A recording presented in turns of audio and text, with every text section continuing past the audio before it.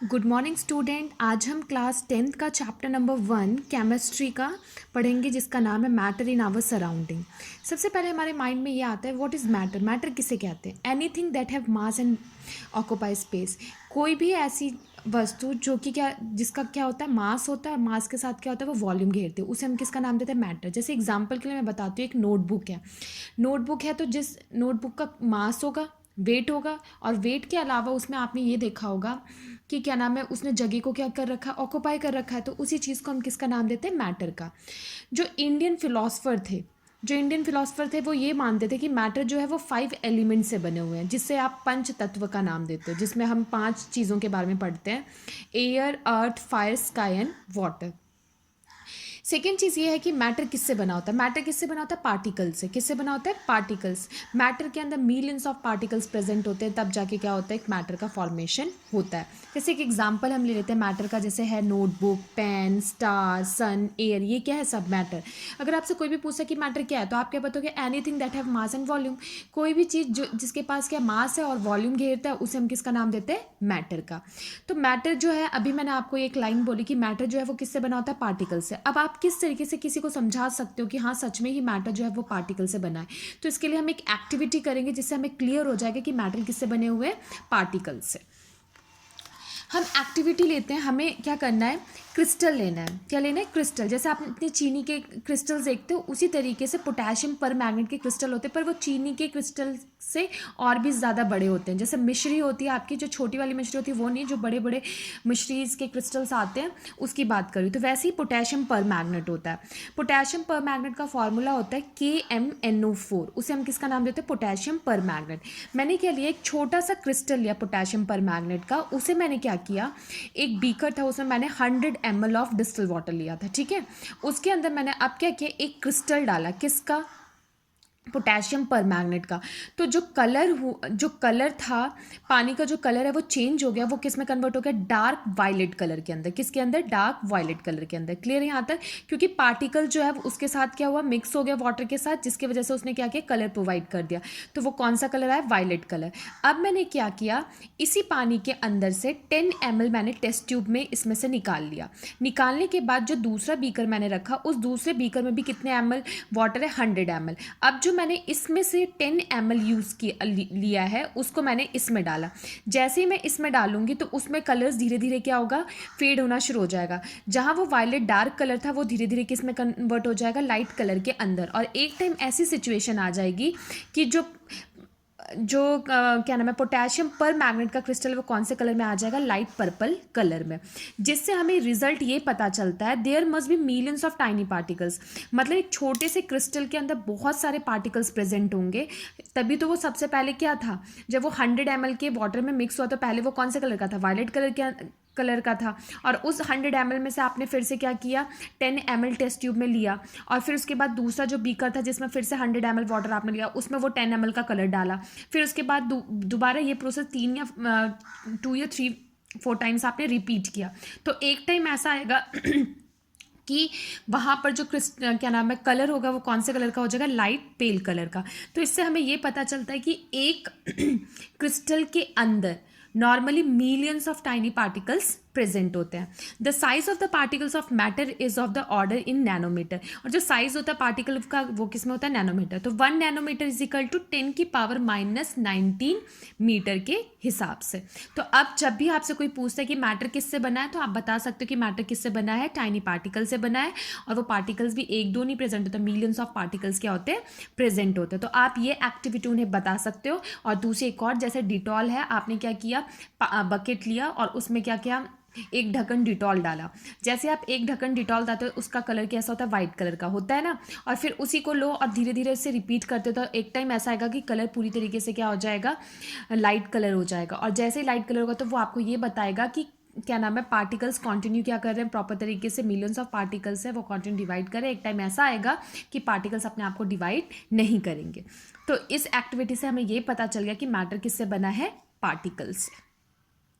अब सेकंड सबसे important part हमारा वो है characteristics of particle of matter. अगर आपसे कोई भी पूछता है व्हाट इज मैटर, तो आपने नॉर्मली अभी डिस्कस कर लिया कि matter anything which occupy space and volume, उसे हम किसका नाम देते हैं, मैटर।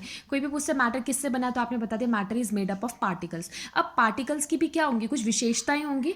तो यहाँ पर 3 टाइप्स की क्या नाम है करेक्टरिस्टिक्स के बारे में हम पढ़ेंगे, और वो करेक्टरिस्टिक्स किसके है, पार्टिकल्स के। तो कभी कभी एग्जाम में पूछ लिया जाता है write down the characteristics of particles. तो आपको ये 3 करेक्टरिस्टिक्स याद होनी चाहिए। First, particles of matter have space between them. Particle जो होते हैं, पार्टिकल्स जो मैटर के होते हैं, उनके बीच में क्या होता है, स्पेस होता है। Second, particles of matter are moving all the time. जो पार्टिकल्स मैटर के होते हैं वो हमेशा मूव करते रहते हैं। Particles of matter attract each other, और पार्टिकल जो होते हैं वो हमेशा एक दूसरे से क्या करते हैं, अट्रैक्ट। मैं एक एक करके आपको एक्सप्लेन करूंगी। सबसे पहले आपको मैं फिर से रिकॉल कर देती हूँ कि 3 करेक्टरिस्टिक्स है। पहला तो उनके बीच में स्पेस होता है, दूसरा वो हमेशा हर टाइम क्या करते हैं, मूव करते हैं, और तीसरा वो क्या होते हैं, एक दूसरे से अट्रैक्ट रहते हैं। तो ये 3 करेक्टरिस्टिक्स किसकी है, पार्टिकल्स ऑफ मैटर। जो सबसे पहला हम डिस्कस करेंगे वो है particles of matter have a space between them. हम ये दिखाएंगे कि किस तरीके से पार्टिकल्स ऑफ मैटर के बीच में स्पेस होता है। इसके लिए मैं एक एक्टिविटी परफॉर्म करूंगी। एक एक्टिविटी मैं आप परफॉर्म कर रही हूँ एक तरीके से। आप ये सोचो कि मैंने डायग्राम के हिसाब से आपको एक्टिविटी समझा दी है। हम एक्टिविटी में क्या करेंगे, हम वाटर लेंगे। बीकर के अंदर आपने वाटर ले लिया। वाटर लेने के बाद आपकी मर्जी है, शुगर लो या सॉल्ट लो, 1 स्पून आप उसमें क्या कर दोगे, ऐड कर दोगे। जब आप उसमें 1 स्पून क्या करोगे, शुगर या सॉल्ट को क्या कर दोगे, ऐड कर दोगे, तो आप क्या करोगे, उसके बाद ग्लास रॉड की हेल्प से आप उसे क्या करोगे, स्टीयरिंग करोगे। स्टीयरिंग का मतलब आप उसे क्या करोगे, घोलोगे, अच्छी तरीके से मिक्स करोगे। ठीक है। अब आपके दिमाग मिक्स करोगे और आप एक काम और करोगे, जो लेवल आपने पानी का लिया उस लेवल को मार्क कर लो। ठीक है।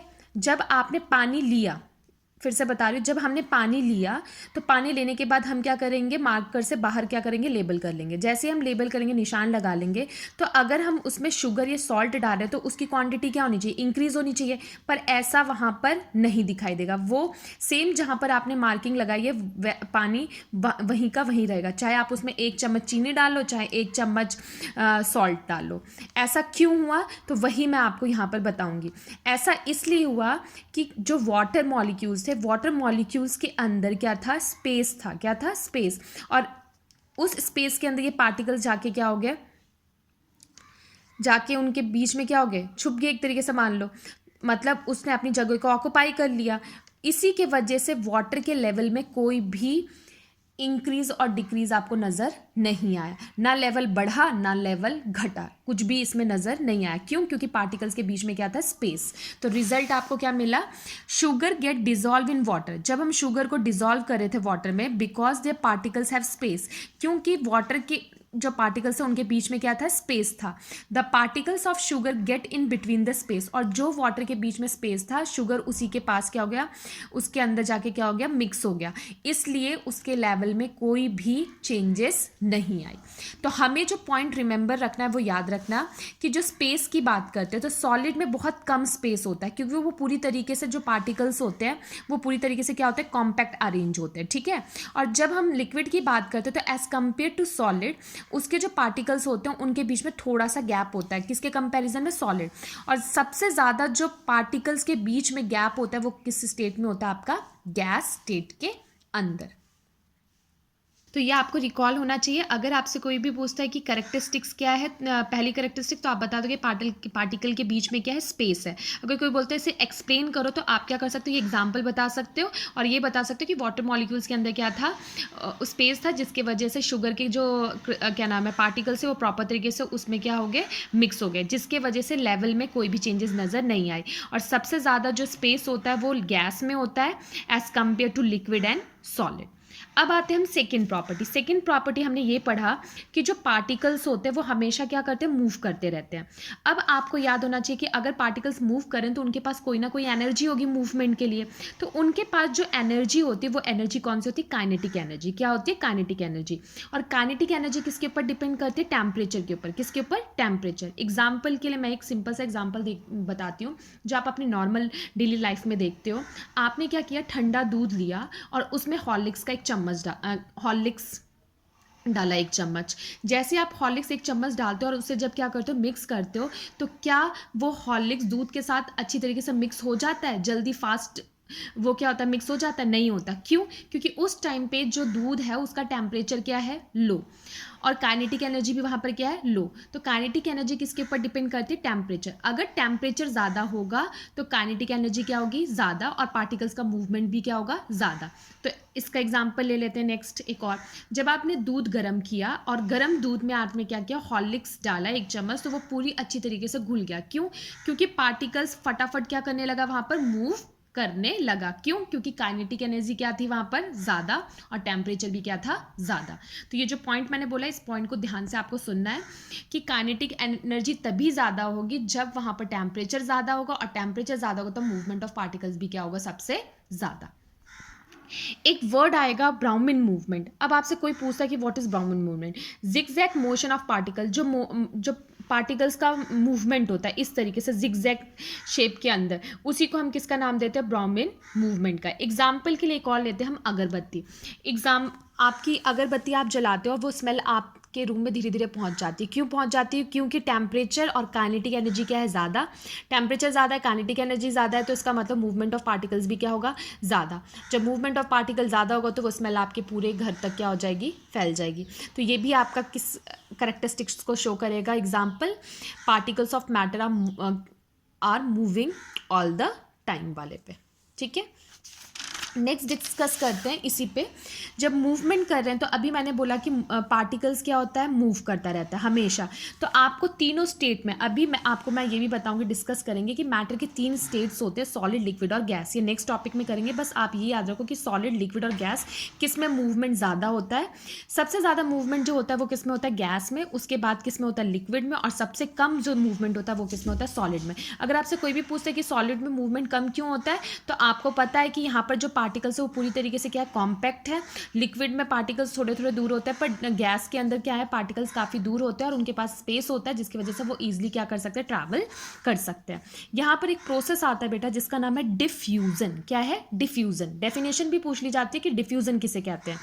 Intermixing of particles of different types of matter on their own.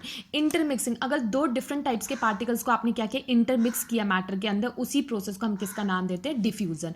अब आपको ये भी बता दूं, डिफ्यूजन सबसे ज़्यादा फास्ट किस में होता है, गैस स्टेट में, as compare to solid and liquid. Next characteristics है हमारी, particles of matter attract each other. जो मैटर होता है उसके पार्टिकल्स हमेशा एक दूसरे से क्या होता है, अट्रैक्ट होते हैं। फोर्स ऑफ अट्रैक्शन स्ट्रांग तभी होगा जब एलिमेंट सेम होगा। एग्जाम्पल के लिए मान लो आयरन, जैसे आपके घर के सदस्य हैं, तो आपकी बॉन्डिंग अपने घर वाले सदस्य से क्या होगी, ज़्यादा स्ट्रांग होगी एज कम्पेयर टू आपके फ्रेंड से। अगर मैं एक फ्रेंड सर्कल की बात करूँ और मैं एक बाहर गेस्ट की बात करूँ, तो आपकी बॉन्डिंग सबसे ज़्यादा किसके साथ होती है, अपने घर वालों के साथ। तो इसका मतलब बाहर वालों के साथ आपकी बॉन्डिंग इतनी ज़्यादा नहीं होगी। तो इस सेम एग्जाम्पल यहाँ लेती हूँ कि अगर कोई भी आयरन आर्टिकल्स है तो वो पूरे के पूरे कंपाउंड किससे बना है, आयरन से ही बना है। तो पूरे चारों तरफ उसके कौन है, आयरन। तो अगर सेम टाइप की सब्सटेंस का हम यूज़ करते हैं तो इसका मतलब पार्टिकल्स के बीच में अट्रैक्शन क्या होगी, काफ़ी स्ट्रांग होगी। अगर मैं एक और केस लेती हूँ, जैसे मैंने लिया कि एक फॉर्मूला है कैल्शियम कार्बोनेट। तो यहाँ पर कैल्शियम अलग है, कार्बन अलग है और ऑक्सीजन अलग है। यहाँ पर मैं डिफरेंट टाइप्स के एलिमेंट्स का यूज़ कर रही हूँ। जब मैं डिफरेंट टाइप्स के एलिमेंट्स का यूज़ कर रही हूँ तो उनके बीच में जो बॉन्डिंग होगी वो क्या होगी, बॉन्डिंग क्या होगी, वीक होगी। जब भी मैंने बताया, अगर आप सेम एलिमेंट्स के ग्रुप के साथ बॉन्डिंग कर रहे हो, सेम एलिमेंट ही है, तो उसमें फोर्स ऑफ अट्रैक्शन क्या होगा, बहुत ही ज़्यादा होगा।